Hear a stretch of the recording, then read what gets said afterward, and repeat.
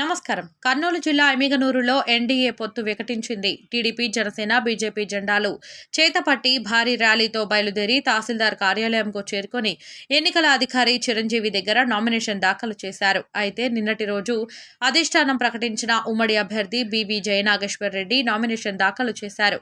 అనంతరం మురహరి రెడ్డి మాట్లాడుతూ పొత్తులో భాగంగా టీడీపీ అభ్యర్థిని ప్రకటిస్తే తాను మాత్రం బీజేపీ, జనసేన నాయకులను పట్టించుకోలేదని, అందుకే ఇవాళ ఉమ్మడి జనసేన బీజేపీ ఆధ్వర్యంలో నామినేషన్ వేశానని, తనకు అధిష్టానం నుండి బీ ఫామ్ వస్తుందని ఆశాభావం వ్యక్తం చేశాడు.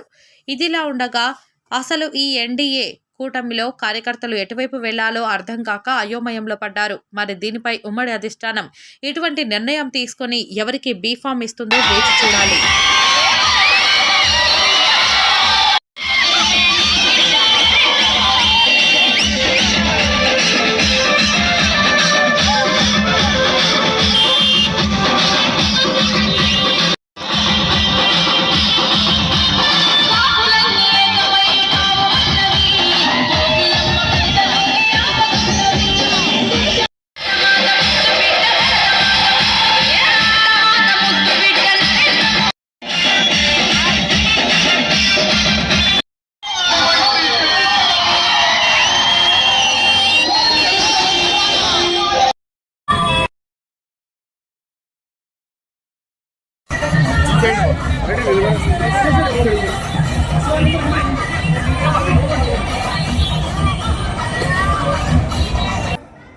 ఉమ్మడి అభ్యర్థిగా ఎమ్మిగనూరు నియోజకవర్గానికి ఉమ్మడి అభ్యర్థిగా ఈరోజు నేను నామినేషన్ వేసినాను.